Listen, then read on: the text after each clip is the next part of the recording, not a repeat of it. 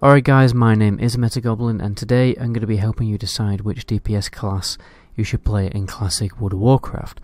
So as always with my class picking videos, I want to help you understand and gain a deeper understanding of the playstyle of each class and help visualize what your life is going to be like as each and every one of the classes. There might be some role that your chosen class has to perform in a raiding environment that you just don't enjoy, or there might be something that you do enjoy about a certain class, but it's actually not viable. For instance, you might enjoy warlocks because you have demons for pets, but if you're raiding, you're going to have your demons sacrificed most of the time. So I'm presuming before you came to this video, you've already decided not to play a tank or a healer. So we're going to be talking about the DPS classes and specs in this video. The Fury Warrior, Rogue, Mage, Hunter and Warlock. I'll go through the leveling playstyle first of all, then I'll go through the end game playstyle, and then I'll finish telling you about some unique selling points and some cool gimmicks for each and every class. And just before jumping guys, please do give me a quick follow on Twitch. I'm doing a little bit of streaming on there at the moment, and I will do a lot more when the game is obviously released. So let's begin with a Warrior. So a lot of people moan about how difficult Warrior is to level, but honestly it's not that difficult, it's just not as fast and as easy as the other classes. It's because the class relies on gear a lot, particularly having a good weapon. So, but once you get like a decent weapon, you do pretty good damage, and the leveling, you know, is pretty chilled out to be honest, but you do have to stop and eat quite a lot because the spec doesn't have the best sustainability. However, when you stack spirit armor, it is a little bit better. You're going to be speccing into Fury until about level 40 and then swapping into Arms, although the respec doesn't really change the rotation of the playstyle that much. Basically what you do is you charge in, you get to combat, you use Heroic Strike or Mortal Strike whenever it's available when you've banked up enough rage, and then basically after you've kind of killed an enemy you bank on your rage until the next pull, and then you might want to get a little bit more rage with Blood Rage, all that kind of stuff. You also have some moderate utility in defensive cooldowns to deal with risky encounters. You also have the option to use hamstring counting, however I heard it's actually not working as well as it should do on the beta, so we'll have to look into that. When it comes to endgame, you're going to be specced into Fury and dual wielding the whole time, so say goodbye to those huge two-handed weapons because they only really see use in PvP, and the PvP spec is actually Arms. So you're going to be working towards getting the Lionheart helmet pretty much as early as you can, which is best in slot forever for the whole of vanilla. So yeah, the downside to that is you're going to be looking at the same ugly helmet the whole time you're playing the game. Basically it's a blacksmithing drop from Elixir. So let me tell you about the rotations. It's actually one of the more interesting rotations that requires some stance dancing and a little bit of focus. You basically use Bloodthirst and Whirlwind whenever they're available, and you use Bloodthirst first in the rotation.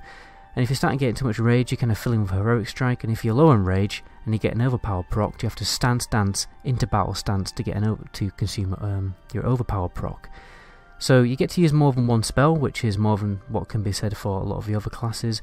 You also have some pretty cool DPS cooldowns, since, you know, before every single class in the game had a DPS cooldown. It's more unique to these like solely DPS classes, and you normally pop these during the execute phase and basically spam execute for huge damage. When it comes to non-DPS roles, Warriors don't have that much. They are more of a DPS machine class, but they do have a cast interrupt and a fear, which can be useful from time to time. It's also important to note that if you're progressing further and further into vanilla content, you may also have to do a little bit of tanking even if you are in your DPS specs, so you probably have to get a shield, and because it's just kind of essential for you to progress through the raid content really a lot of the time, because, you know, tanks are hard to come by and some bosses require more than 2 tanks, some require like 8 tanks, so that is something to bear in mind.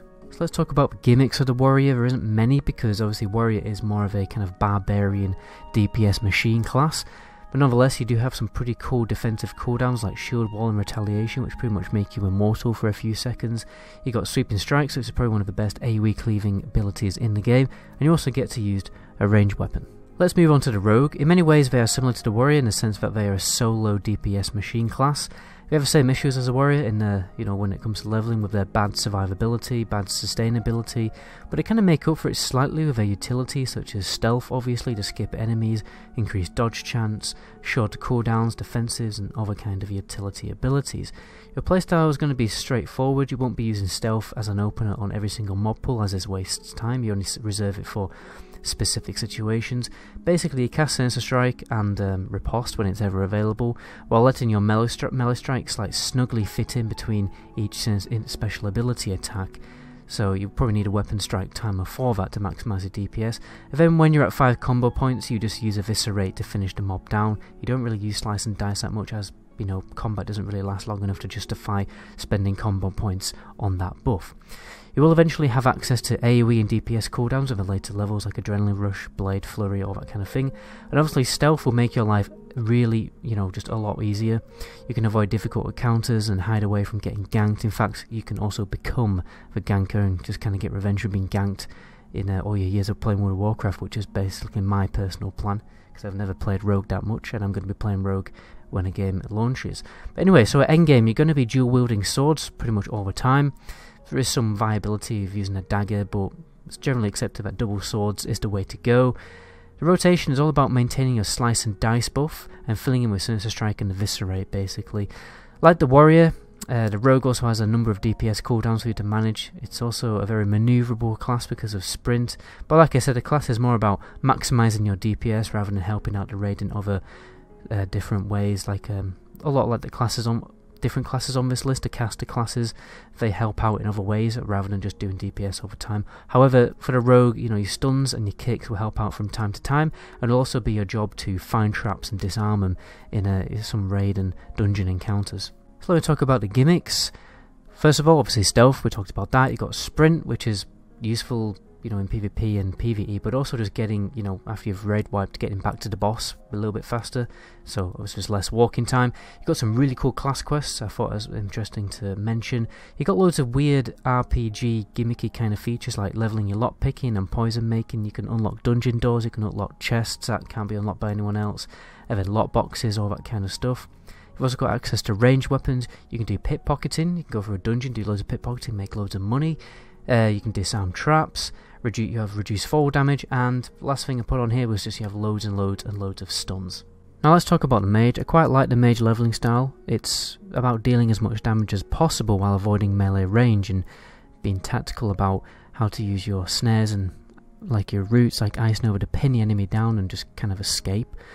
On every chill effect caused by your Frostbolt or Ice Hammer, there's a chance for you to get a free Ice Nova effect on the target. It's basically called a freeze effect. So you kite as much as you can, but you also want the enemy to get the chill effect from your Ice Hammer, so you kind of bump into melee range, let him get a freeze effect and then run away. So the reason why you want the freeze effect to happen is because the basically chance for your Frostbolt to critical strike is further increased. It's called a shatter effect whenever a target is frozen in an Ice Nova or any other kind of effect. Overall, I just think it's a fun and tactical manoeuvrable playstyle for you that will probably keep you interested until level 60. When it comes to endgame, the playstyle becomes a little less interesting in all honesty, because you're probably just going to be casting Frostbolt the whole time. Basically, one mage will spec into this debuff talent, which increases the frost damage of all the other mages in the group, and then the rest of the mages just cast Frostbolt the whole time, and that's it. When you start doing AQ and Nax, there's the opportunity for you to become a fire mage, but it's kind of like the exact same thing. You have one mage who basically debuffs a target with Ignite, and then all the other mages maintain that one Ignite, but it also means that only one mage is going to look really like fat on the DPS meters, so there's that. Mages can do other useful things for the raid though. You know, it's not just about being a DPS machine. They can use polymorph to crowd control enemies, give raid members food, provide healing amplify buffs. They can decurse, which is really underrated because not many healers can actually have decurse effect. I think it's only a druid that has one, so the fact that mages can decurse is really useful because there's some really nasty curses in certain raid encounters. You can also interrupt casts with counterspell. And obviously you have the best AoE DPS in the game, which is really useful in certain encounters, particularly Onyxia when you're taking down all the Whelpings. It's really good for all the mages to get some AoE DPS to clear them down and save the raid. Let's talk about gimmicks for the mage class. One of the big ones is portals, so you just get around the world much faster. You can create your own food, so you never have to buy food. You've got Blink, which is very useful. Got Ice Block to totally negate damage on you, can be a real lifesaver. You've also got Slow Fall, which is really useful for getting around. You've got Fire Ward and Frost Ward, which is very useful for just absorbing loads of damage. You've got Ice Barrier, Mana Shield, so just got loads of abilities really to just stop you from taking damage. You're actually quite a tanky class. And you've also got Mana Gems to give you a bit of boost mana boost halfway through a fight, so those are great things. So let's talk about the Hunter. Hunter playstyle involves turning your pet into a beastie monster so that it takes up all the aggro and does most of your damage, while you kind of deal steady damage in the background, trying not to pull aggro. Hunter is a very fast leveler with no downtime between killing enemies. You can just chain pull over and over. You also get aspect of a cheetah very low level, so you're very fast at just moving around compared to other classes. In fact, you're probably the fastest, and this is why the main reason why Hunters are the fastest levelers. At endgame, the rotation becomes quite interesting since it's tactical and requires perfect timing to pull off. You basically open with an auto shot, cast aim shot between the time it takes for your next auto shot to happen, then you let the auto shot happen, then cast multi-shot, and you just kind of repeat from there. You see, it's all about perfect timing because you don't want to clip your auto attack with your abilities. Apart from this, Hunter will be responsible for using Tranquility Shot on removing frenzy effects from the enemy. You've got Frost Trap to kite adds, Freezing Trap, which is actually one of the best CC effects in the game because it doesn't care about whether the mob is a humanoid or a beast or something like that. It may also be required to do some kiting, where you basically kite bosses away from the group while they take down ad enemies. This happens on Upper Blackrock Spire. You basically run away with the boss while the rest of your group take down the ads. So let's talk about the Hunter gimmicks. Obviously we mentioned aspect of a cheetah, which makes you very fast indoors as well, so running back to your corpse after a raid wipe is, very desirable. You got pet management, which is its own thing in itself. I've always described Hunter as basically being its own RPG game because there's so many things to think about. It's probably one of the most interactive classes in the game. I have a number of pet videos on my channel, so you might want to check them out to kind of get a rough grasp of what Hunter pet management is all about, because it's basically like playing two classes in one, right? And that's one of the main reasons why I like it. So, other gimmicks, you've got Eye of a Beast, which basically means you can take control of your pet. You can track different types of enemies on the map. You got traps. You can become melee temporarily, kind of like a cross between a ranged and a melee spec, which is another cool thing. Got loads of snares. You got Eagle Eye, which is a kind of like works how like Farsight. You basically cast it on some area really far on in the world. I mean, you can kind of see that location. It's kind of great for just being aware of what's going on, avoiding gankers and that kind of thing. Got a Rapid Fire, which is a really good DPS cooldown. You can fear beasts with Scare Beast. You can also use Viper Sting, which is a really lethal mana drain in PvP. And you've actually got some pretty decent AoE capability if you're smart about how you use your class and how you use Volley and Immolation Trap. So actually not Immolation Trap, Explosive Trap. But anyway, moving on. So Warlock leveling is similar to Hunter leveling because you obviously have a pet. To be honest, they are actually stronger levelers than Hunters because of all the survivability they have. The only reason Hunters level faster is because of aspects of a cheetah. Basically, you send your Blueberry into combat, your Void Walker, and he tanks everything like a boss. He's even more tanky than any Hunter pet, while you basically deal dot damage and use your wand, since dot damage doesn't generate a lot of aggro. This is what the playstyle is all about. It's about getting your pet to take over the aggro and you just kind of slowly rot them down in the background. You have many ways to heal yourself as a Warlock. You have Drain Life, Siphon Life, Health Stone, and lots of CC to protect yourself, like Fear, Howl of Terror, which is an AoE fear. Then you've got Horrify, which is a short instant cast fear that also heals you as well. You can also sacrifice your Void Walker to give yourself a big shield, even more powerful than a Mage's Ice Barrier. Oh, and you can obviously resurrect yourself with a Soul Stone, which is really useful. Some people also level with an Imp, since the Imp actually does more damage, but this is more for advanced players and for people not on high populated PvP servers, as it is a little bit more risky. At endgame, your life would be very similar to a mage. You would just be casting Shadow Bolts over and over to maximise your DPS, with your pet sacrifice to increase the DPS further, and this is how you DPS in a raid until the end of the Burning Crusade. To be honest, you just cast Shadow Bolts the whole time. It's important to know that Warlocks are a master debuff class, okay? They're not all about doing damage. Kind of like the Lore Master from Lord of the Rings, if anyone's familiar with that game. I probably doubt it, to be honest. You will have to debuff the enemy to reduce their damage done, with Curse of Weakness, sorry.